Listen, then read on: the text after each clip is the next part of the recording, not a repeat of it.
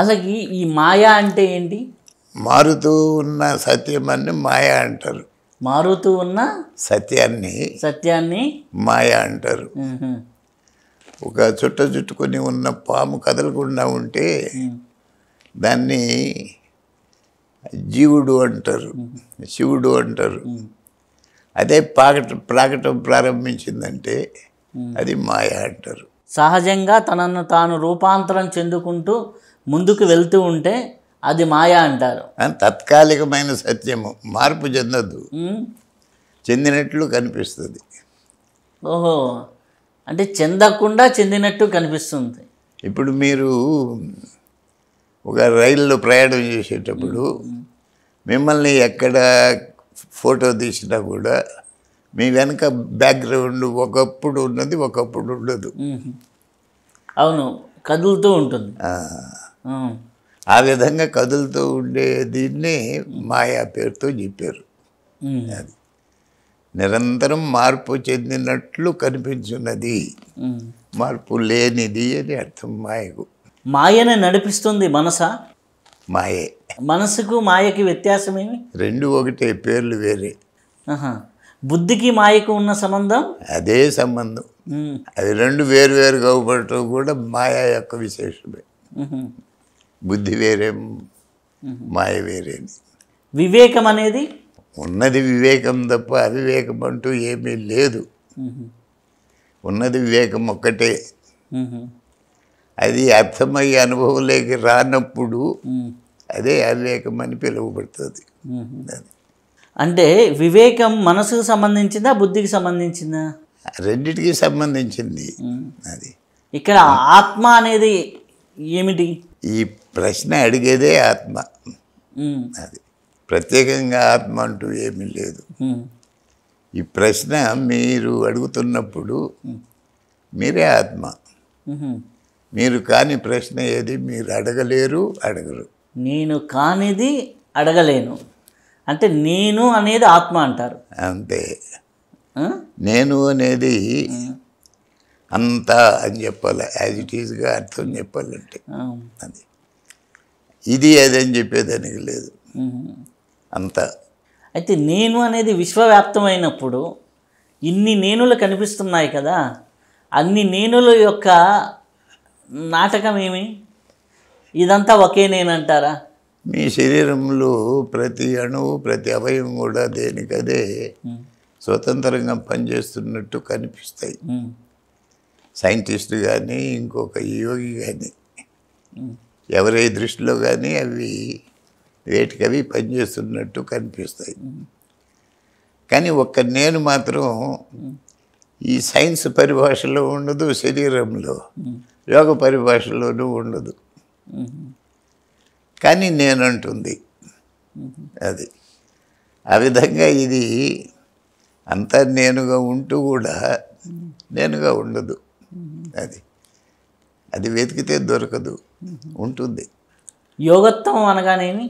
కలయిక, కూడిక అని, ఇంకేం లేదు. కలిసినట్టుంటే సంయోగం అంటారు, విడిపోయినట్లు ఉంటే వియోగం అంటారు. రెండు యోగాలే. అది కలిసినట్టు మీ అనుభవం ఉంటే సంయోగం అంటారు, విడిపోయినట్లు మీ అనుభవం ఉంటే వియోగం అంటారు. అంటే వియోగమైన సంయోగమైన యోగమే. రూపాయి నాణ్యానికి అచ్చు బొమ్మ బొరుసు మాదిరి. అంటే నేను బొమ్మను గుర్తిస్తే అచ్చును గుర్తించడం ఈజీ. అది ఉంటుంది, కనిపించదు. బొమ్మ వైపు మీరు చూస్తుండేటప్పుడు అచ్చు ఆ వెనకనే ఉంటుంది. అచ్చును మీరు చూస్తుంటే బొమ్మ వెనక వైపు ఉంటుంది. ఒకటి లేనిదే ఒకటి లేదు, ఉనికి లేదు. దీన్ని అచ్చు బొమ్మని మనసు ఆత్మలకి రెండింటికి పోలవచ్చా? మీకు ఎట్లా ఆనందంగా ఉంటే అట్లా పోల్చుకోవచ్చు, ఇబ్బంది ఏం లేదు. ఇట్లా పోలిస్తేనే అది కరెక్ట్ అనేది ఏం లేదు. ఒకవైపు మనస్సుతో దృష్టికోణంతో చూసేవాడికి ఆత్మ కనిపించదు, ఆత్మ దృష్టికోణంతో ఉంటే మనసు కనిపించదు అనుకోవచ్చా? అట్లేం లేదు. మీరు ఒకరు ఆత్మని దేన్ని పిలుస్తున్నారు, ఇంకొకరు మనసు అని దాన్నే పిలుస్తున్నారు. వేరు వేరు కాదు. ఆత్మే మనసు అయినది, ఆత్మే ఆత్మ అయినదా? కాదు, మనసు మనసే అయి ఉన్నది, ఆత్మ ఆత్మే అయి ఉన్నది. ఈ రెండింటికి తేడా ఏంటి? మీరే. ఆ రెండింటికి తేడా లేదు. ఆ తేడాను చూసే మీరే తేడా. అంటే తేడా లేదంటున్నారు, రెండు ఒకటి కాదంటున్నారు. దీన్ని ఎలా అర్థం చేసుకోవాలి? మీలో తేడా ఉన్నప్పుడు అది రెండు ఒకటి కాదు, మీలో తేడా లేకపోతే రెండు ఒకటి. ఇదే సంయోగం వియోగం అంటేనా? అంతే. ఆ సాధనలో సంయోగ స్థితికి, అంటే ఇవి అన్నీ కూడా మనసు, శరీరం, బుద్ధి, ఆత్మ ఇవన్నీ ఒకే స్థితికి రావాలి అంటే ఎలా అర్థం చేసుకోవాలి? ఏ జ్ఞానాన్ని పొందాలి? ఏ జ్ఞానం పొందేది లేదు. కానీ ఇది ఇలానే ఉండకపోతే చాలా చండాలంగా ఉంటుంది సృష్టి. సృష్టి అంటే ఏది ఎలా ఉండాలనో అలానే ఉన్నదే సృష్టి. అది ఒకేలాగుంటే అది సృష్టి కాదు. దాంట్లో మీకు ఆనందం ఉండదు. అంటే ఈ సృష్టిలో భౌతికంగా చూసుకుంటే ఇన్ని గొడవలు, ఇన్ని రాజకీయాలు ఇవన్నీ జరుగుతున్నాయి.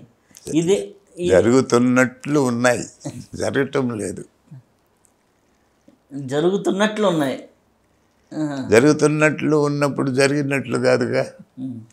అంటే ఫిజికల్గా చూసుకుంటే చాలా మీరు మెంటల్గా చూసుకున్నా, ఫిజికల్గా చూసుకున్నా పదం వేరే కానీ రెండు ఒకటే. అది అంటే మార్పు నా యొక్క ఆత్మస్థితి నుంచే ఉద్భవించిందంటారా? రెండు స్థితులు లేవు. అది మీ ఆత్మస్థితి ఒకటి, మళ్ళీ మీ ఫిజికల్ స్థితి రెండు లేవు. మీ ఫిజికల్ స్థితి అని నాకు అనిపిస్తుంది, మీకు ఆత్మస్థితి అని మీకు కనిపిస్తుంది. రెండు స్థితులు లేవు. మీకు ఒకటి అనుభవంలో ఉంటుంది, అప్పుడు నాకు ఇంకొకటి అనుభవంలో ఉంటుంది. అవి రెండు స్థితులుగా కనిపిస్తాయి. గురువు అంటే ఎవరు? తనకన్నా అధికుడు లేనివాడు, అధికం, తనకన్నా అధికం లేనిది, తనతో సమానమైనది కూడా లేదు. తనకన్నా అధికుడు లేడు, తనతో సమానుడైన వాడు లేడు, తనకు అన్యమైన వాడు కూడా లేడు. ఆయన్ని గురువు అనేది. సద్గురువు అంటే ఉన్నవాడే సద్గురు. ఇద్దరు గురువే సద్గురు. అయితే గురువుని ఆశ్రయించాల్సిన అవసరం ఉన్నదా? అవసరం కొరకు కాదు, సహజంగా జరుగుతుంది. అది చూసేవారికి ఏదో అవసరం ఉండి ఆశ్రయించినట్లు కనిపిస్తుంది. ఆశ్రయం సహజంగా జరుగుతుంది. ఇన్ని సహజంగా జరుగుతూ ఉంటే కర్మ సిద్ధాంతం అనేది ఎక్కడి నుంచి వచ్చింది? సహజంగా వచ్చింది, అన్నిటి వల్లే. కర్మ సిద్ధాంతం అనేది సహజంగానే జరుగుతుంది. అయితే ఈ పాపకర్మలు, పుణ్యకర్మలు, ఈ వ్యత్యాసాలు ఇవన్నీ ఎందుకున్నాయి? మీకు ఒక చోట మీరు భూమిని లోడి మెట్ట చేశారంటే ఇంకొక చోట దానికి సమానంగా పల్లం ఏర్పడుతుంది. పాపకర్మ అనేది పల్లం అనుకోండి, పుణ్యకర్మ అనేది మిట్ట. అది ఈ రెండిటికి ఒకటే ఆధారం. పుణ్యానికి పాపం ఆధారం, పాపానికి పుణ్యం ఆధారం. అవి వ్యతిరేకం కాదు, ఒకదానికి ఒకటి. మీరు ఒక 100 రూపాయల లాభం సంపాదించారంటే మీరు చేసే వ్యాపారంలో, అదే సమయంలో ఇంకొకరు 100 నష్టపోతేనే మీకు లాభం వస్తుంది. వాడి వివరం మీకు తెలియకపోవచ్చు. నష్టం లేని లాభము లేదు, లాభం లేని నష్టము లేదు. అయితే ఈ కర్మరహిత స్థితి అంటారు కదా, అంటే ఒక పని చేసేటప్పుడు ఆ కర్మని పొందకుండా సహజంగానే అకర్ముడిగా జీవిస్తూ ఉంటారు కదా, ఆ అకర్మ స్థితికి వెళ్ళాలంటే? తను ఉన్నదే అకర్మ స్థితి. దాన్ని 2 రకాలుగా అనుభవిస్తారు. ఒకటి కర్మస్థితి, ఒకటి అకర్మస్థితి అని. ఈ 2 స్థితులు దేనిలో అయితే ఉన్నాయో ఆ స్థితిలో తాను ఉంటాడు. అంటే గురువు ఆ స్థితిలో ఉండి పనులు చేయటం వల్ల కర్మలు అంటవా? గురువు ఒక స్థితిలో, శిష్యుడు ఒక స్థితిలో ఉండడు. గురువుకు శిష్యుడు కూడా తన స్థితిలోనే ఉన్నట్టు కనిపిస్తాడు. శిష్యుడికి మాత్రం గురువు వేరే స్థితిలో ఉన్నాడు, నేను వేరే స్థితిలో ఉన్నాను అంటాడు. గురువుకు ఒకే స్థితి, శిష్యుడు కూడా తన రూపమే, తానే. కానీ శిష్యుడికి అది ఉండదు. తాను వేరే, గురువు వేరే అని అనుకుంటాడు.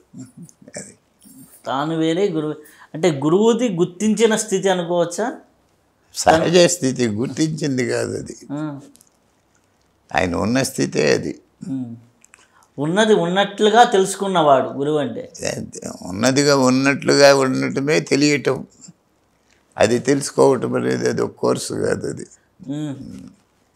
మీది వింటే జనాలకి ఒక రకమైన పిచ్చి కలుగుతుంది. ఒక రకం కాదు, అనేక రకాలు అంటారా? పిచ్చి అనే దానికి అసలైన అర్థం ఆ పిచ్చి కలుగుతుంది, ఇంకేం లేదు. అది మిగతావన్నీ పిచ్చులు కాదు. ఆధ్యాత్మిక పిచ్చి అంటారా? ఇవన్నీ కూడా ఆధ్యాత్మిక రకమైన పిచ్చులే. అది ఆధ్యాత్మికం కాని పిచ్చి అంటూ లేదు సృష్టిలో.